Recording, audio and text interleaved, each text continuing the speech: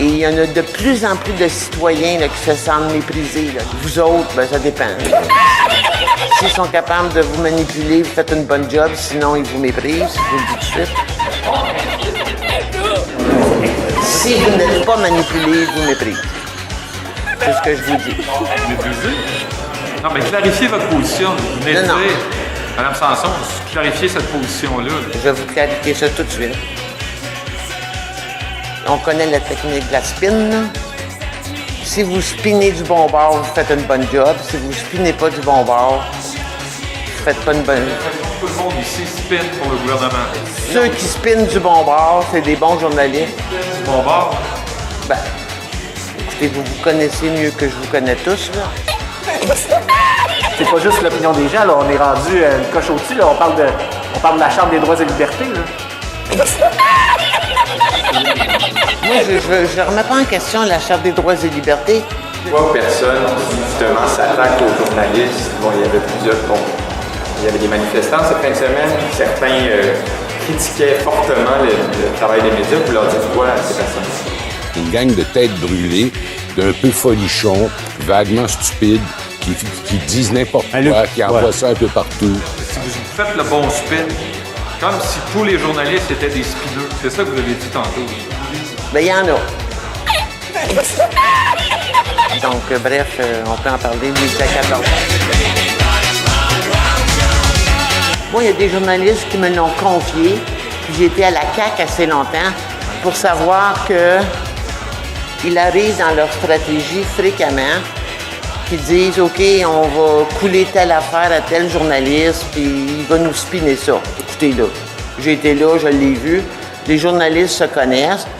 Ceux qui n'ont jamais été approchés par un spin doctor de la CAQ, là, tant mieux pour vous autres, mais c'est pas la majorité.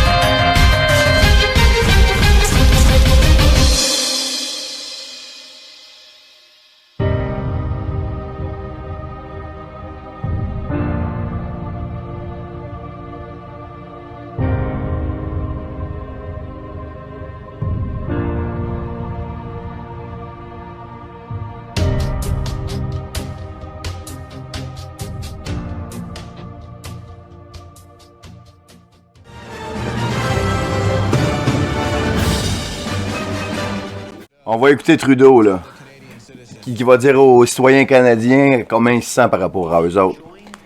Si vous vous joignez aux protestations parce que vous êtes tannés de la COVID, maintenant vous devez comprendre que vous brisez les lois.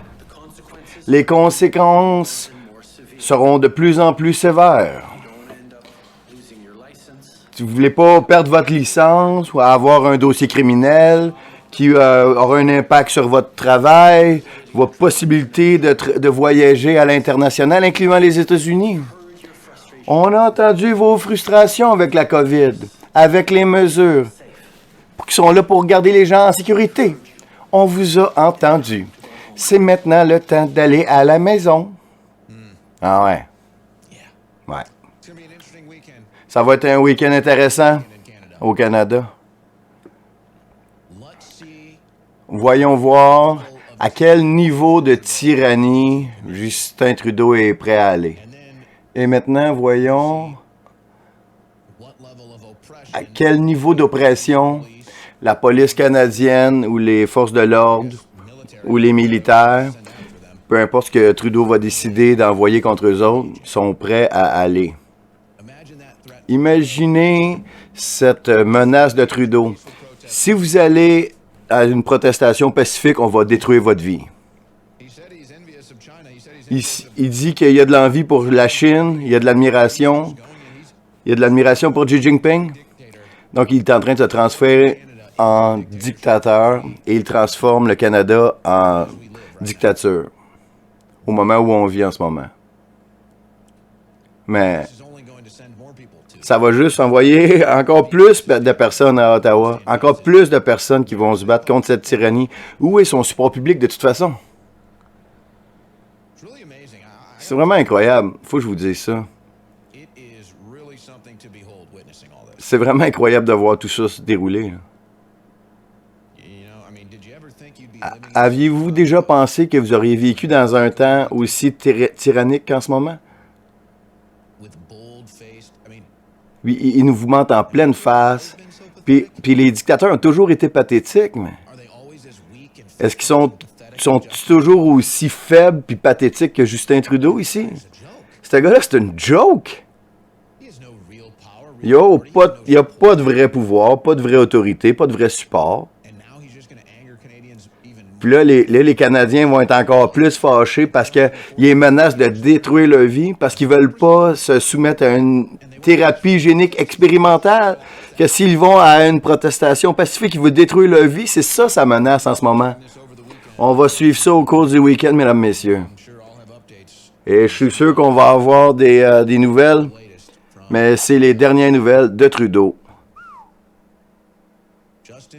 Justin Trudeau menace de détruire la vie des Canadiens que s'ils protestent de manière pacifique. C'était Orange Warrior pour Infowars, band.video, Capitaine Cosmos à la traduction pour les diffuseurs live. Parce que si vous écoutez cette vidéo-là, vous êtes la résistance. Bye.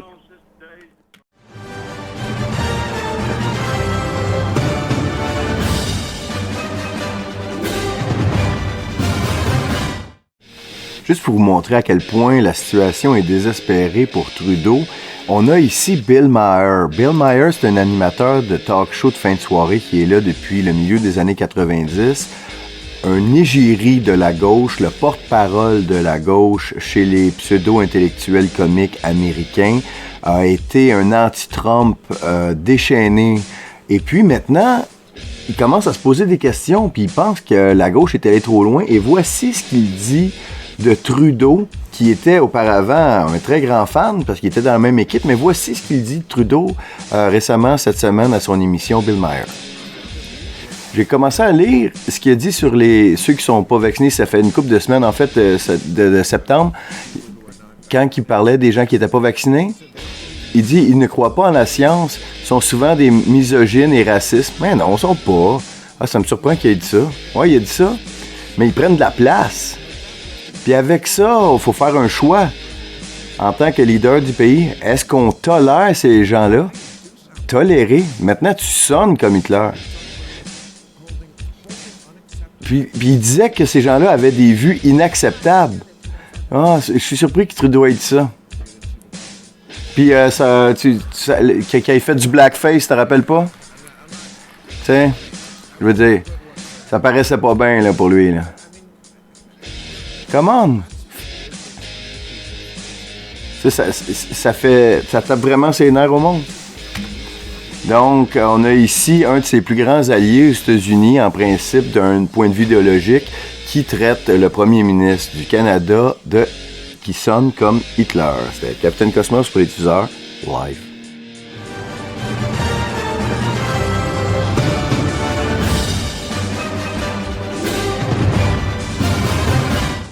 De dire que le vent a tourné, c'est un euphémisme. Tous ceux qui ont dit que des conneries depuis 2 ans, entre autres le premier ministre de l'Ontario ici, Doug Ford, mais là, soudainement, il dit quelque chose qui a comme beaucoup d'allure. Et puis, il dit exactement ce que tout le monde du côté, ce qu'on appelait les complotistes, disent. Et puis, on l'écoute, ça fait du bien, vent de fraîcheur, il va comme ça. Vous savez... Si tu vas au Costco, au Walmart, tu vas magasiner, tu sais pas si la personne est vaccinée ou non, mais qu'est-ce qu'on sait aussi? Si tu as eu un vaccin ou même 10, tu peux avoir le COVID. Tu sais, le premier ministre a eu 3 shots, puis il a le COVID. Puis j'en connais plein qui a eu 3 shots, puis ils ont le COVID. On a juste à faire attention, se laver les mains, puis... aller de l'avant. On peut pas regarder de rester dans cette position-là pour toujours. Il faut apprendre à vivre avec puis aller avec notre vie. Je peux le demander à n'importe qui ici, tu veux-tu avoir ces maudits masques-là ou tu veux les enlever? Ils veulent les enlever. On veut leur revenir à normal. Hey, on va aller souper avec notre famille, puis c'est tout le monde, puis moi-même. Puis même ceux qui sont pas vaccinés, je suis sûr qu'il y a des gens qui sont rebelles, mais il y en a qui, c'est juste du monde qui travaille fort puis ils croient pas ça. C'est leur choix. C'est à propos de la démocratie puis de la liberté. La liberté. J'haïs ça en tant que gouvernement. Il faut qu'on aille en avant puis protéger les emplois. Je pense que plein de monde, probablement toi aussi, tout le monde est tanné de ça. On a fini de ça. Allons de l'avant, doucement, en faisant attention. On a suivi les règlements, comme 90% de nous autres, depuis 2 ans. Le monde a fini avec ça. On regarde en avant. Hein? J'invente pas ce qu'ils viennent de dire, là. C'est aujourd'hui, 15 février. Ce que ça veut dire ici, là, c'est que le Québec a abandonné le passe nazitaire. Ici, l'Ontario, on a l'Alberta, Saskatchewan, Manitoba. Ça veut dire que Trudeau est maintenant seul. Il est seul à lui à changer d'idée, à appuyer lui aussi. Parce qu'il n'y a plus aucun appui. C'est Capitaine Cosmos. Ouais.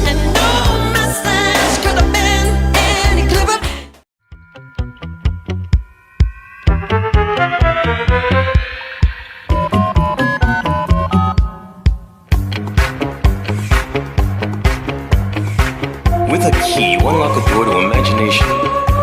Beyond it is another dimension. A dimension of sight. A dimension of sound. A dimension of mind. You're moving through a land of both shadow and substance, of things and ideas. Guiding you through this wondrous journey is the hypnotic sound of the Twilight Temple.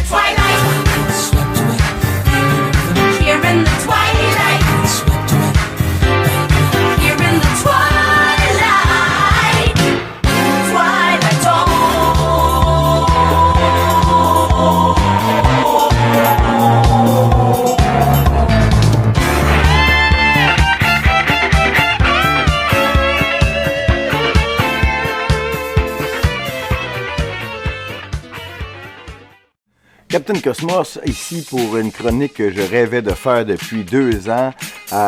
C'est une très grande victoire de notre côté. Évidemment, c'est pas terminé. Il faut continuer de se battre. On va continuer, on a le vent dans les voiles. C'est pas là qu'on va s'arrêter. Mais c'est la fin du passeport vaccinal, fin de l'obligation vaccinale, fin de l'intimidation, fin de la peur pour les non-vaccinés. Le 14 mars, c'est complètement terminé.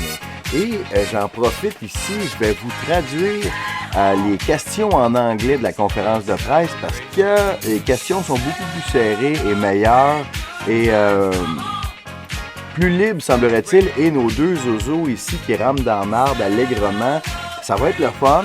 Surtout lui, Luc, il nous fait nous ennuyer d'Arruda. Ce qu'il dit, c'est 100% de la marde. 100%. Dubé, c'est un bon 95% de marque, mais tu peux trouver quelque chose de ce qu'il dit qui te faire une tête. Lui, c'est complètement de la marque. Excusez le langage, mais c'est une grande journée. Faut célébrer et puis on est un peu décomplexé là, en cet après-midi. Je vous traduis les questions serrées de la fin de la conférence de presse d'aujourd'hui. On y va comme ça. Il dit, avec 3 doses, c'est bon, mais c'est vraiment plus bas avec 2 doses. En fait, en ce moment, on peut pas avancer puis mettre le passeport centralisé avec 3 doses parce qu'il y a plein de Québécois, au moins 3 millions de personnes qui ont eu l'infection de Micron. Fait qu'on veut qu'ils attendent genre 8 à 12 semaines là, avant qu'il soit... C'était pas applicable. Puis à la fin d'avril, puis après, cette vague-là devrait être en arrière de nous autres. Il y a des gens qui vont vous accuser d'avoir fait ça à cause des protestations. Est-ce que vous cédez à la pression publique? Non, pas en tout. On le fait parce qu'on pense que c'est le bon temps de le faire. C'est safe là, de le faire pour la santé publique. Mais je l'ai trop dit. C'est là pour durer tant qu'on en a besoin. Puis on va le remettre si il faut. Mais pour l'instant, les conditions sont bonnes. Fait que là, on peut l'enlever là. Bon après-midi. La semaine dernière, le directeur de la santé publique a dit que le passeport était pour durer. Puis là, vendredi, M. Dubé, vous avez dit, on va faire un annoncement, on va annoncer dans quelques semaines. Ça fait pas une couple de jours, ça fait quelques jours. Maintenant, on vous demande... Qu'est-ce qui va arriver dans le futur, là? Est-ce que le masque va rester en place? Est-ce qu'il y a un plan pour une 4e dose? Vous nous avez donné des raisons, mais pourquoi qu'on devrait vous croire? Parce que ce que vous nous dites, ça change. Ça change tellement rapidement d'un jour à l'autre. Je pense que les membres d'opposition, leur critique ce matin était pas quelles sont les décisions, mais comment vous prenez ces décisions-là? Est-ce que c'est la meilleure manière de prendre ces décisions-là? Ouais! Ben, voyons clair, là. On a dit que ce passeport-là, c'était là pour le rester quand on en a besoin. Tu sais, tu vas aller en Europe, là, cet été. Il y a des pays, ils vont te la demander, là. Tu sais, peut-être aux douanes ici ou là-bas. Fait que le passeport, c'est là dans certaines circonstances.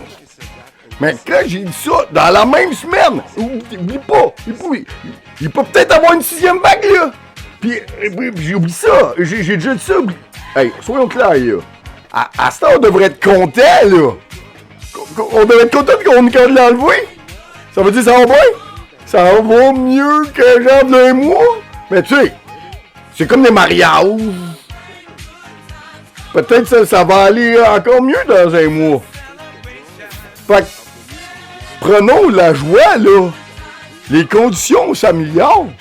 Puis si on peut limiter les mesures, puis c'est safe, mais je pense que c'est une bonne nouvelle. C'est correct. Une question coup de poing qui s'en vient ici. C'est la question qu'il fallait poser depuis un certain temps. Écoutez ça. Je sais pas c'est qui. Ça va être une femme qui va la poser, mais je sais pas le nom de la journaliste. OK, la prochaine question. CBC. Je voulais juste clarifier ma première question. quelles sont les études scientifiques claires qui nous disent que le passeport vaccinal protégeait les non-vaccinés des hospitalisations. Quelles sont vos évidences scientifiques, M. Boileau, que le passeport vaccinal a réussi à protéger les non-vaccinés de l'hospitalisation? On essaye de trouver des évidences claires scientifiques que ça servait vraiment à quelque chose, que ça a fait une différence. Est-ce que tu une évidence? Ben oui, on a des évidences bien claires parce que le monde se sont fait vacciner plus quand on l'a annoncé, quand on a dit qu'il était pour un passeport vaccinal, tu sais. Il y a 600 000 là, qui sont allés se faire vacciner. T'sais. Fait que là, ça a été fait là. Ben, c'est clair là, que dans d'autres juridictions aussi. Mais là, pour l'Omicron, la situation, c'est pas pareil. Là. On a un passeport. Si on avait eu de passeport, on n'aurait pas pu aller dans un magasin, des grandes surfaces. Fait que ça a fait baisser le niveau de contact que le monde pour ceux qui n'étaient pas vaccinés. Fait que ça a baissé le risque pour eux autres de se faire infecter, tu sais. Puis faire monter les hospitalisations. Fait que là, en ce moment, avec les nombres de lits qu'on a, puis qu'on avait, il y a comme une acceptabilité d'augmenter le risque de ces personnes-là de se faire infecter. Parce que là, ils vont être infectés. Ah, s'ils sont pas déjà infectés, ils vont l'être, lui. C'est qu'est-ce qui a changé dans les derniers jours? Ben, les indicateurs des lits, la positivité des tests, puis ce qu'on voit dans les écoles. Fait que tout ça, là, on va dans le même sens, là, que ça baisse. Fait que le risque significatif global, tu sais, ça baisse, mais pas pour enlever tout, là, mais assez pour commencer d'enlever comme le passeport vaccinal. Il y a une autre question de CTV. Il y a bien du monde qui se demande pourquoi on a fait tout ça, c'est pour l'enlever. Pourquoi on a fait le passeport vaccinal? Ben, tu sais, parce que ça a bien gros aidé, bien gros, là. Ben, parce que ça nous a aidé les Québécois de se faire vacciner, qui étaient vaccinés là, à l'automne, de revenir à genre à normal, là. La star qu'on a Omicron, puis le monde qui ont été contaminés, c'est une nouvelle game, là. Fait que là, faut regarder en arrière et dire, ouais, ça c'était vraiment bonne affaire qu'on a faite là, pendant la pandémie. Mais si on a besoin de la remettre, on va la remettre. Mais en ce moment, c'est la meilleure affaire qu'on peut faire. Tu sais, toutes ces mesures-là, on peut les enlever parce qu'on peut les enlever. Bon, merci, thank you very much. C'était Captain Cosmos qui se moque un peu d'eux autres, mais ce que je disais, c'est du mot à mot. C'est juste que j'interprète les personnages. Donc, la meilleure des nouvelles, on s'en débouche une. Peut-être même, on va pouvoir dès demain s'acheter une bouteille de champagne à la SAQ pour fêter ça dès demain. C'était Captain Cosmos. Live! Easy come, easy go. Now we on top. Feel the shot, body rock, rock it, don't stop. Round and round, up and down.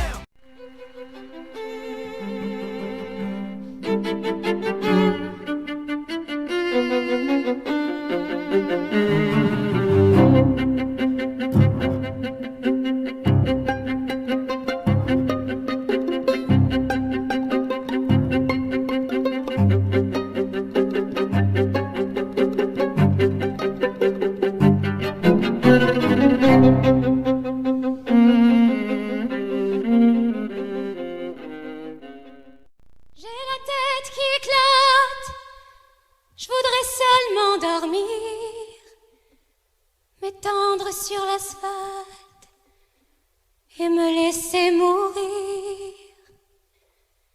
Stop, le monde est stop. Je cherche le soleil au milieu de la nuit. Je sais pas si c'est la terre qui tourne à l'envers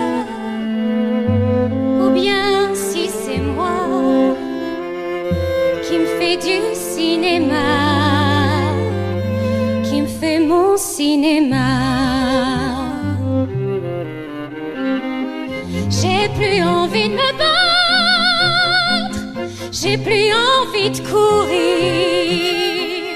comme tous ces automates qui bâtissent des empires que le vent peut détruire, comme des châteaux de cartes.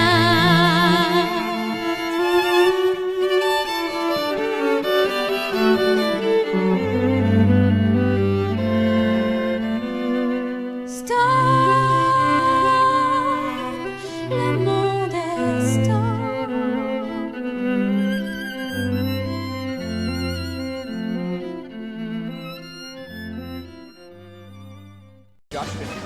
Justin Trudeau a causé une urgence politique pendant que le reste du monde et les provinces à travers le Canada commencent à retirer leurs obligations et restrictions. Justin Trudeau a décidé d'en rajouter en mettant en danger le rythme de vie des camionneurs. Et maintenant, il y a des manifestations à travers tout le pays. Maintenant, il tombe dans les sondages. Il est désespéré de sauver sa carrière politique et de sauver la face. La solution est évidente. La seule chose qu'il a à faire, c'est d'écouter les experts, faire ce que les autres pays font, c'est-à-dire d'éliminer les obligations et les restrictions pour laisser les protestataires, incluant les camionneurs, qui puissent retourner à leur vie et leur travail. Et parlant des protestations, la première fois que les médias m'en ont parlé, je leur ai dit, je supporte les manifestations pacifiques, incluant celles des camionneurs, qui mettent en jeu leur liberté et leur travail, mais en tenant responsables les individus qui se comportent pas bien ou qui commettent des crimes ou qui font des blocages d'infrastructures critiques. J'ai toujours été contre les blocages et je le suis toujours.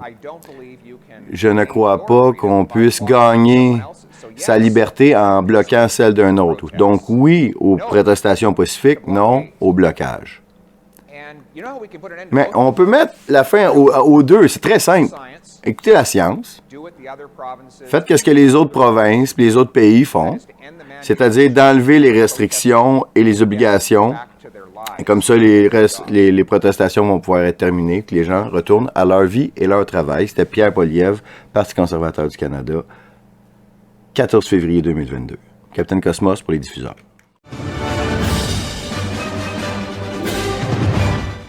You cannot go through the last 2 years without being transformed and becoming acutely aware of how compromised our government is. And it's not just our government. For me, I've been dragged kicking and screaming, just resisting this whole World Economic Forum thing. And the kind of the epiphany moment for me was when I encountered the Young Leaders Program. And the videos of Klaus Schwab bragging about how he has basically infiltrated all of the Western governments. I believe Justin Trudeau participated in that, didn't he? Justin Trudeau, Gavin Newsom, it goes on and on. Matter of fact, so one of the things we're going to do on our Substack is we're going to try to do the diligence and map the Young Leaders Program graduates to their various positions throughout the North American government structure, Canada and the United States, because they're all over. Every neoliberal robot with power, it seems like, came through that.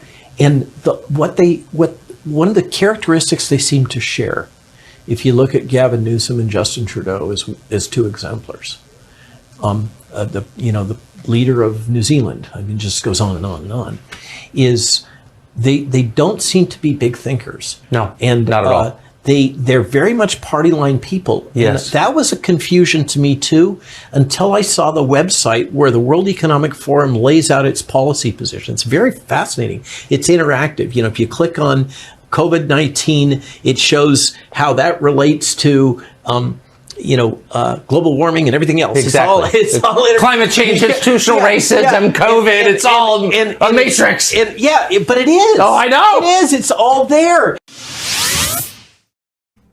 On a ici Justin Trudeau qui est en chambre et qui se fait écler ou se fait interrompre ou les gens lui crient après lorsqu'il tente de parler. Mais la question conservatrice est très bonne. Absolument, s'il y a le temps d'avoir un bon leadership, pas de faire de la partisanerie. C'est pour donner des outils aux provinces que les provinces n'ont pas. C'est ça qu'un bon leader doit faire. Donc, ça va être en accord avec la charte. Puis, on va toujours défendre la possibilité de la liberté d'expression puis de manifester pacifiquement, mais les blocages doivent terminer. Mais malheureusement, les conservateurs encouragent les leaders de ce blocage. Bon. On va aller à la base ici, là, de c'est quoi vraiment le problème. C'est à propos de son attachement idéologiquement à garder les restrictions et les mandats de COVID. 63% des Canadiens veulent que les mandats et les restrictions se terminent.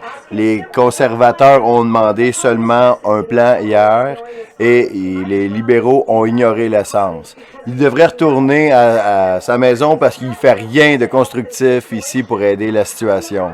Est-ce que le premier ministre peut dire au premier ministre quand il va arrêter les mandats et les restrictions non scientifiques et non nécessaires? Monsieur le Président, comme je disais, c'est le temps d'avoir un leadership responsable. Et malheureusement, les conservateurs continuent à faire de la partisanerie. Monsieur Provencher a dit hier... excusez, je vais falloir que j'arrête là. Juste un instant. Parce que écler, ça c'est genre dire un commentaire, on espère intelligent, mais sûrement pas nécessaire. Mais ce que j'entends ici, c'est de l'intimidation qui entre. C'est pas écler. Donc je veux juste que isoler de plus en plus, ça sent la fin pour Trudeau. On suit ça avec attention. Ces images nous venaient de Rebel News, Captain Cosmos pour les diffuseurs live. Qui leur permet d'entrer, de sortir et même de payer les consommations, on peut imaginer que chaque individu accepte volontairement ou sans le savoir une puce en lui qui contiendrait toute une série d'informations sur lui. Et sur ses entrées dans les différents clubs de sport, écoles, bâtiments sécurisés. Qui permettrait à la fois de payer tout, de tout savoir, mais donc d'être libéré d'un certain nombre de contraintes. So unlike most houses, I don't need to use keys for mine. Pour rentrer chez lui, cet homme n'a pas besoin de son trousseau. Un implant greffé dans sa main lui sert de clé. Au revoir. After you. Thank you. À 36 ans, Russ Fox a transformé son corps une centaine de fois. Sa langue est fourchue, la moitié de son visage est tatouée aux ultraviolets. Il a des cornes en silicone et un scarabée en 3D implanté dans sa main. À ces métamorphoses corporelles s'ajoutent des capacités physiques surprenantes. Il n'a qu'à bouger sa main gauche pour déverrouiller son meuble et son véhicule. Pour ça, Russ Fox se sert de 2 puces un peu plus grandes qu'un grain de riz, implantées sous sa peau. Les implantés comme lui peuvent en plus stocker des données sur leurs puces et les transférer sur leur téléphone. Russ et son amie Rebecca s'échangent le lien d'une vidéo YouTube, mais ils pourraient aussi stocker leur journal intime, leur testament ou encore des informations sur leur état de santé. Russ Fox a aussi développé un 6e sens grâce à l'aimant situé sur son annulaire gauche. Let's say, for example, there was 2 wires. One of them is live with electricity, one is not. I would be able to bring my hand near them, and I can tell which has electricity and which does not. L'idéologie dont Russ Fox se revendique s'appelle le transhumanisme, un mouvement qui a pris de l'ampleur depuis les années 2000. On n'est plus du tout avec le transhumanisme dans l'idée de changer politiquement le monde. On est au contraire dans l'idée de se changer soi-même. Ce courant futuriste souhaite que les avancées technologiques transcendent les limites biologiques de l'être humain pour devenir des surhommes. Je pense que c'est le symptôme un peu d'un renversement de société, d'un renversement historique. Pour le sociologue, ce type d'idéologie ne fera que creuser les inégalités sociales. On voit bien que dans une société où il y a un culte de la performance assez grand, la liberté de refuser ces avancées, ça devient difficile. Transhumanism is important to me because I like the idea of upgrading myself, enhancing myself in different ways. So that way I can interact with the world around me in more ways and I can increase my sensory capabilities. Le milieu dans lequel évolue Monsieur Fox peut paraître extrême, mais nous est-il si lointain? Le téléphone, c'est déjà une forme effectivement d'extension, mais on regarde d'autres types de prothèses en fait qu'on utilise, mais c'est vrai que ça pose la question, moi c'est ça que je vois, c'est que finalement le phénomène transhumaniste ou le phénomène de transformation du corps humain, c'est déjà une logique qui est déjà à l'œuvre. Caressant le rêve de l'immortalité, les transhumanistes remettent en question notre mode de vie. Il y a beaucoup de gens qui croient qu'on devrait avoir une limite à la vie, puis qu'on devrait pas vivre pour toujours, mais j'ai pas rencontré beaucoup de gens qui sont excités quand ils apprennent que quelqu'un est malade ou... Tu sais, il y a personne qui veut mourir. Je pense que si on serait en santé pour très longtemps, on serait moins contre. En plus de décupler leurs capacités physiques, certains transhumanistes souhaitent ouvrir l'ultime porte de la vie éternelle. Ici Nora Chabib, Radio-Canada, Vancouver.